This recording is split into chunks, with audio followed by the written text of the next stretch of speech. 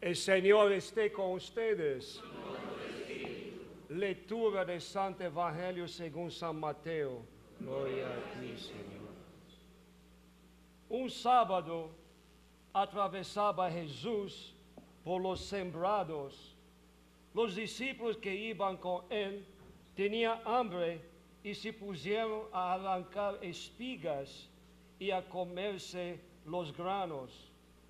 Cuando los fariseos los vieron, le dijeron a Jesús: tus discípulos están haciendo algo que no está permitido hacer en sábado. Él le contestó: ¿no han leído ustedes lo que hizo David una vez que sintieron hambre en sus compañeros? ¿No recuerdan cómo entraron en la casa de Dios y comieron los panes consagrados, de los cuales ni él ni sus compañeros podían comer, sino tan solo los sacerdotes? Tampoco han leído en la ley que los sacerdotes violan el sábado porque ofician en el templo y no por eso cometen pecado. Pues yo digo que aquí hay alguien más grande que el templo.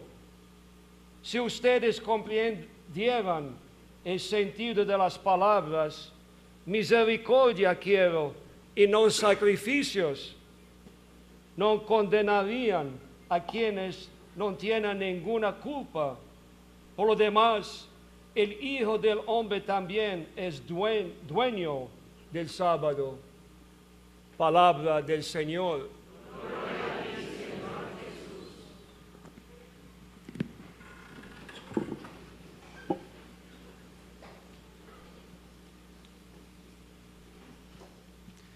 Queridos hermanos, ustedes, yo no sé si alguna vez se han encontrado con alguien que no los entiende.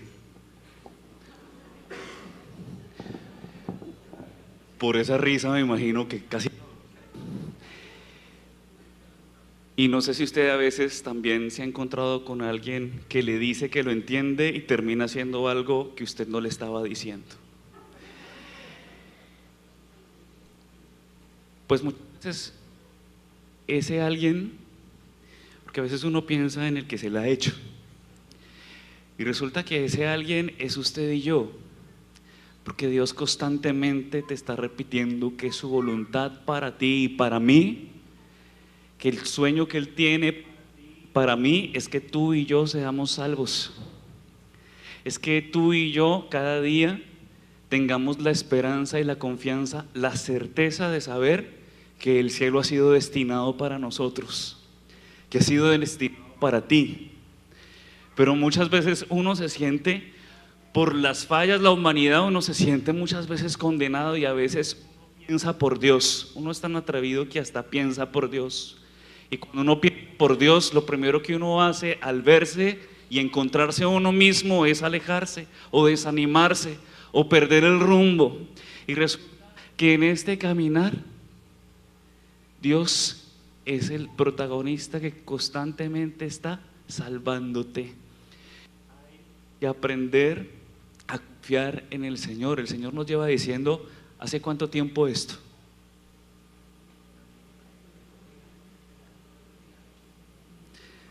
Hace mucho tiempo, desde que usted estaba chiquito o chiquita en catequesis, cuando la llevaban a catequesis, ¿qué fue lo primero que le empezaban a enseñar?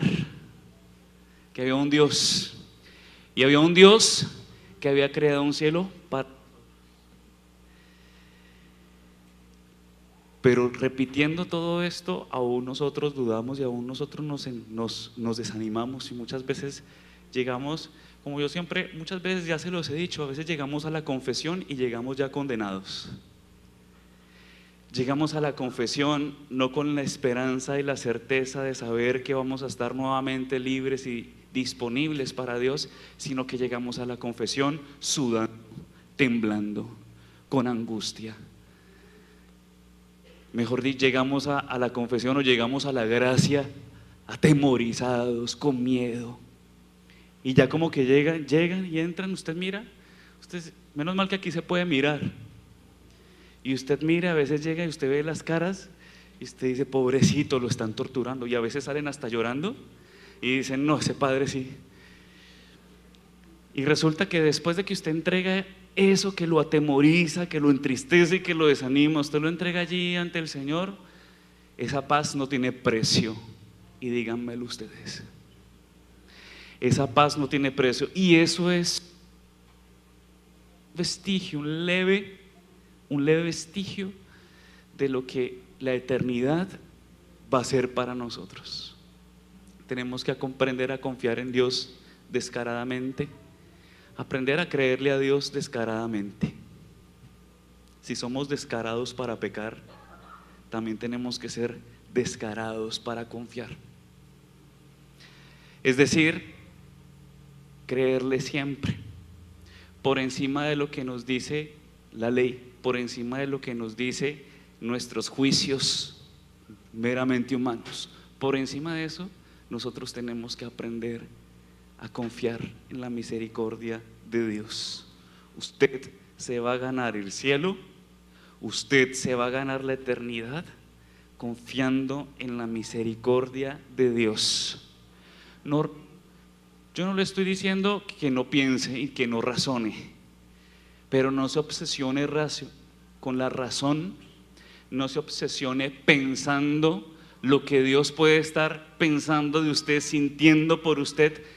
No razone tanto y no le ponga tanta lógica a su fe, simplemente abandónese en Él y simplemente sepa que ese Dios que usted cree conocer, usted ni se lo imagina.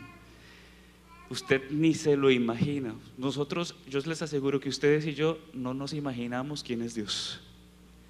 Y por eso, sorpresas vamos a tener en el cielo cuando nos encontremos con ese Dios. Muchos de nosotros tememos a la muerte. Díganme si no. Muchos de nosotros tememos la muerte. Como venga, pero le tememos a la muerte. Algunos le temen a la vejez y algunos hasta dicen, Dios mío, ojalá el Señor cuando yo me vaya a morir sea así, que ni la sienta. Que ni la sienta, porque eso debe ser muy duro, ser un estorbo para los hijos o ser un estorbo para la gente. A veces uno piensa como eso, ¿no? Que el Señor me lleve así, porque hay un temor. Pero yo creo que ni nosotros estamos pensando en que nos lleve el Señor así. Yo los invito a, en vez de pensar en la terrible muerte que algún día vamos a vivir, yo los invito a pensar que aquel que nos va a juzgar es nuestro mejor amigo. Y aquel que nos va a juzgar es aquel que sabe olvidar, que aprendió a olvidar y que tal vez es uno de sus más grandes defectos. Olvidar. Ese es Dios, que olvida. Muchas veces usted no olvida. Muchas veces usted se confiesa y sale repitiendo lo mismo, pensando que Dios ya no se ha olvidado de eso. Por eso tenemos que aprender a confiar descaradamente en la misericordia de Dios, como lo hicieron muchos santos. No tenemos otra alternativa. Se los aseguro, usted no tiene otra alternativa en este caminar. Porque usted, si va caminando en esto, sépalo, que resbalones, caídas, fracasos va a tener. Yo quisiera decirle lo contrario. Yo quisiera decirle que usted aquí va a ir en primera clase, pero no va a ir en primera clase, sino que a usted le van a entregar su diploma, y ya saben cuál es su diploma: la cruz.